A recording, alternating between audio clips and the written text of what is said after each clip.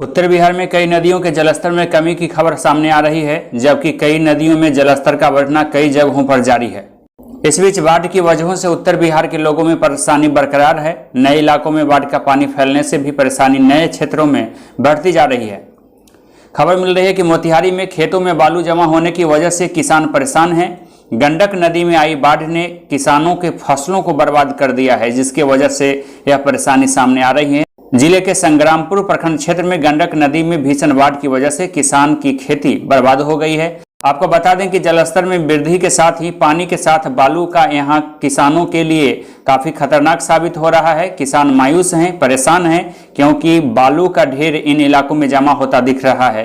प्रखंड के इजरा, संग्रामपुर, पुछरिया, मंगलपुर, भवानीपुर, बहुदरा आदि गाँव में इस तरह से शिकायत मिल रही है। हजारों एकड़ भूमि बालू से ढक गई है। वहीं जल जमाव की वजहों से कच्चे पक्के मकानों को भी काफी नुकसान हुआ है। कच्चे पक्के मकान ध्वस्त हो रहे हैं। पूर्वी संग्रामपुर पंचायत के कई क्षेत्रों से इस तरह से शिकायतें मिल रही है। जल जमाव की वजहों से सैलाबी ने कई घरों को ध्वस्त कर दिया है। घरें कमजोर हो गई हैं और सैलाबी की वजहों से लगातार गिर रही है। मधुबनी जिले के मधवापुर प्रखंड में समाज सेवी के द्वारा राहत वितरण का कार्यक्रम किया गया। बताया जा रहा है कि समाज सेवी अनिरुद्ध राय के द्वारा बाढ़ राहत का पैकेट बांटा गया है। मधुबनी जिले के रहिका थाना क्षेत्र से खबर मिल रही है, जहां ककरौल डुमरी गांव में एक दर्दनाक हादसा हुई है। पानी में डूबने से 3 बच्चे की मौत यहां हो गई, जिसके बाद अफरा तफरी का माहौल है। तीनों बच्चे स्नान करने के लिए नदी में गए थे, इसी दौरान हादसे के शिकार हो गए। मुजफ्फरपुर जिले में पानी का कहर लगातार जारी है। प्रमुख नदियों का जलस्तर हालांकि घटने लगा है, लेकिन इस बीच कटाव की भी खबरें सामने आने लगी है। आपको बता दें कि प्रभावित इलाकों में पानी निकल जाने के बाद अब लोगों में बीमारियों का भी डर सताने लगा है। चिकित्सकों का भी मानना है कि बाढ़ प्रभावित क्षेत्रों में लोगों को सतर्क रहना चाहिए। बीमारी की आशंका यहाँ बनी हुई है, महामारी फैलने की भी आशंका है। इधर समस्तीपुर के पूसा में वर्षा ने आज परेशानी बढ़ा दी, जनजीवन अस्त व्यस्त हो गया। समस्तीपुर जिले के विभिन्न क्षेत्रों से खबर मिल रही है कि यहाँ मूसलाधार बारिश हुई है। पूसा एवं आसपास के इलाकों में भी मूसलाधार बारिश हुई। वर्षा से आम जनजीवन अस्त व्यस्त हो गया। सबसे ज्यादा समस्या बाढ़ प्रभावित क्षेत्रों में है। इधर पूसा बाजार में घरों के नाले एवं स्लुइस गेट से रिसाव की वजहों से दर्जनों घरों में बूढ़ी गंडक नदी का पानी फैला हुआ है। कई दिनों से पानी के जलजमाव से बीमारी का खतरा यहाँ बढ़ता जा रहा है।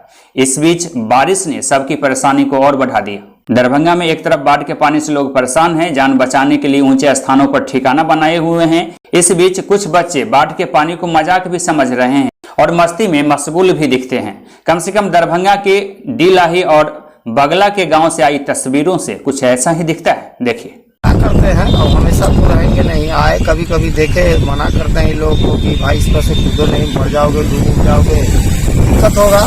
लेकिन मानता नहीं है ये लोग। जब मना करते हैं तो भाग जाता है। फिर 100 दिन के बाद हम लोग चले जाते हैं तो कूदने लगता है कि बाढ़ का पानी है, बाढ़ का समय है, उसको लगता है इंजॉय है। लेकिन गंडक नदी में भीषण कटाव, बाढ़ पीड़ितों के भय का माहौल बन गया है। मोतिहारी के संग्रामपुर में गंडक नदी में भीषण कटाव की खबर सामने आ रही है, जिसकी वजह से यहाँ के ग्रामीणों में दहशत का माहौल है। हालांकि यहाँ पर लोगों के द्वारा कटाव रोधी तमाम उपाय किए जा रहे हैं। आपको बता दें कि नेपाल में हो रही लगातार बारिश की वजह से वाल्मीकि नगर गंडक बराज से छोड़े गए पानी से इलाके के कई गांव बाढ़ की समस्या से परेशान हैं। बाढ़ पीड़ित अपने घर बार को छोड़कर सुरक्षित स्थानों पर शरण लेकर अपने जीवन को बचाने के हर संभव प्रयास कर रहे हैं।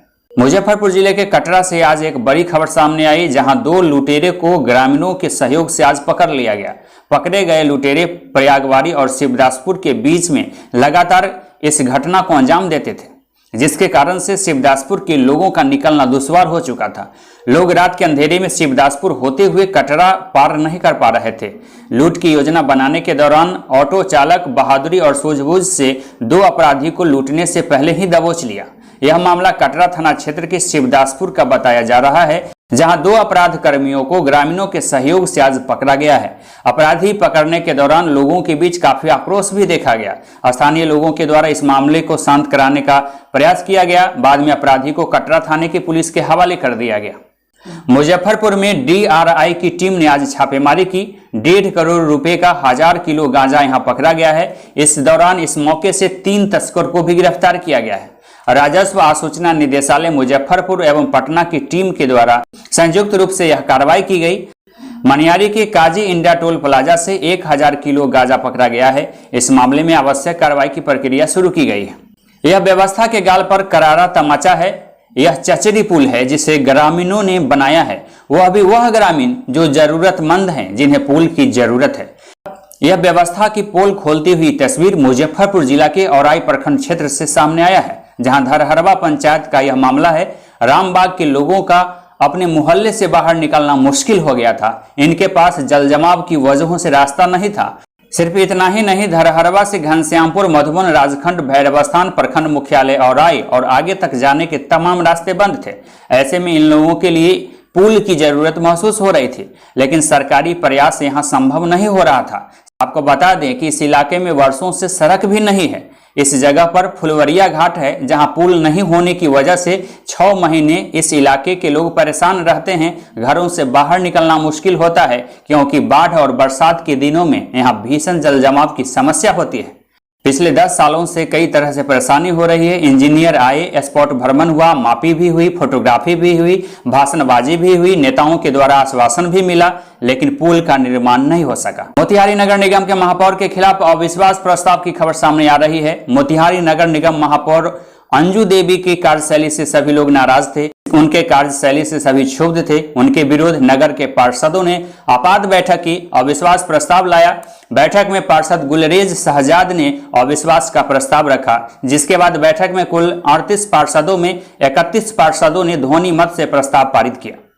इधर सीतामढ़ी में बाजपट्टी विधानसभा क्षेत्र के बोखरा प्रखंड के पोखरैरा पंचायत में भारतीय राष्ट्रीय युवा कांग्रेस के अध्यक्ष श्रीनिवास बीबी एवं बिहार युवा कांग्रेस के प्रभारी राजेश सन्नी, प्रदेश अध्यक्ष गुंजन पटेल के द्वारा कार्यक्रम का आयोजन किया गया। इस मौके पर साइकिल रैली निकाली गई, आक्रोश का इजहार किया गया, महंगाई के खिलाफ नारेबाजी की गई। कहा गया कि यह सरकार गरीबों के हित की नहीं है, लगातार महंगाई बढ़ रही है, आम लोग परेशान हैं। इधर मुजफ्फरपुर में एनयूजे के द्वारा आज उत्तर प्रदेश में पत्रकारों पर हुए हमले के खिलाफ में मांगों से संबंधित ज्ञापन जिलाधिकारी को सौंपा गया। उत्तर प्रदेश में पत्रकारों पर लगातार हमले की खबर सामने आ रही है। इसे देखते हुए पत्रकारों ने मुजफ्फरपुर में एकता दिखाई है। इलेक्ट्रॉनिक मीडिया से जुड़े हुए पत्रकारों ने जिलाधिकारी को आवेदन दिया है, कार्रवाई की मांग की है। आज मुजफ्फरपुर जिलाधिकारी के पास नेशनल यूनियन ऑफ जर्नलिस्ट की टीम ने, मुजफ्फरपुर इकाई ने प्रधानमंत्री को एक आवेदन दिया है। उत्तर प्रदेश में पत्रकारों के साथ जो हो रहा है, पत्रकारों पर हमला हो रहा है, पत्रकारों के साथ दुर्व्यवहार हो रहा है, इसी के आलोक में एनयूजे मुजफ्फरपुर इकाई ने एक आवेदन दिया है प्रधानमंत्री को कि इन चीज़ों पर जल्द से जल्द रोकथाम किया जाए और पत्रकारों की सुरक्षा के लिए सरकार कुछ सोचे, नहीं तो पत्रकार फिर चरणबद्ध आंदोलन करने को बाध्य हो जाएंगे।